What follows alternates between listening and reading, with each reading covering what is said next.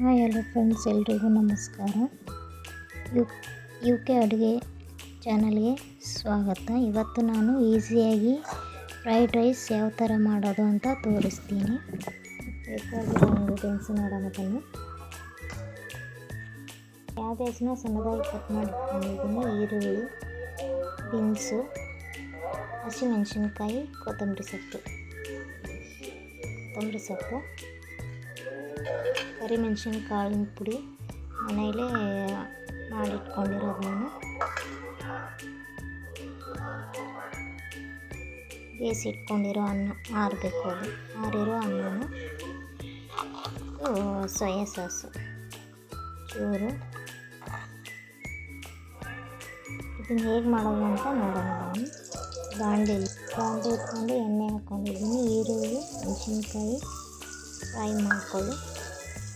ಈರುಳ್ಳಿ ಕೆಂಪಗಾಗೋವರೆಗೂ ಫ್ರೈ ಮಾಡ್ಕೊಳ್ಳಿ. ಬೀನ್ಸ್ ಹಾಕ್ಕೊಳ್ಳಿ, ಹೆಚ್ಚಿಟ್ಕೊಂಡಿರೋ ಬೀನ್ಸು ಚೂರ ಫ್ರೈ ಮಾಡೋಕ್ಕೆ ಹೋಗ್ಬೇಡಿ.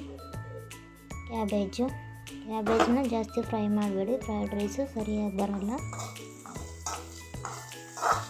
ಬಾಯಿಗೆ ಹಸಿಯಾಗಿ ಸಿಗಬೇಕು.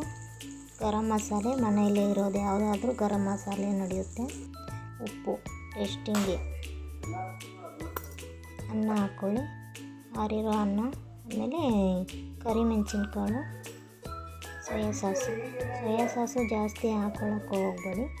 ಇನ್ನು ಹೈ ಫ್ಲೇಮ್ ಇಟ್ಕೊಂಡು ಫ್ರೈ ಮಾಡ್ಕೊಳ್ಳಿ. ಅನ್ನನ ಜಾಸ್ತಿ ಬಿಸಿ ಮಾಡ್ಕೊಳ್ಳಿ. ಕೊತ್ತಂಬರಿ ಸೊಪ್ಪು, ಸ್ಪ್ರಿಂಗ್ ಆನಿಯನ್ ಇಲ್ಲ ಅಂದರೆ ಕೊತ್ತಂಬರಿ ಸೊಪ್ಪು ಹಾಕ್ಕೊಳ್ಳಿ. ನೋಡಿದ್ರಲ್ಲ ಹೇಗೆ ಮಾಡೋದು ಅಂತ ವೆಜ್ ಫ್ರೈಡ್ ರೈಸು. ಇದೇ ಥರನೇ ಇದು ರೆಸಿಪಿಗಾಗಿ ಶೇರ್ ಮಾಡಿ, ಸಬ್ಸ್ಕ್ರೈಬ್ ಮಾಡಿ. ಈ ಚಾನಲ್ ಹೊಸ್ದಾಗಿ ನೋಡ್ತಿರೋರು ಸಬ್ಸ್ಕ್ರೈಬ್ ಮಾಡಿ, ಶೇರ್ ಮಾಡಿ, ಲೈಕ್ ಮಾಡಿ. ವೆಜ್ ಫ್ರೈಡ್ ರೈಸ ಮನೆಯಲ್ಲಿ ಸ್ವಲ್ಪ ಕಡಿಮೆ ಇಂಗ್ರೀಡಿಯೆಂಟ್ಸಲ್ಲಿ ಯಾವ ಥರ ಮಾಡೋದು ಅಂತ ನೋಡಿದ್ರಲ್ಲ. ಇವಾಗ ಪ್ಲೇಟಿಗೆ ಸರ್ವ್ ಮಾಡ್ತಾಯಿದ್ದೀನಿ. ಯಾವ ಥರ ಮಾಡೋದು ಅಂತ ನೋಡ್ಕೊಂಡು ನೀವು ಮಾಡ್ಕೊಳ್ಳಿ ಮನೆಯಲ್ಲಿ.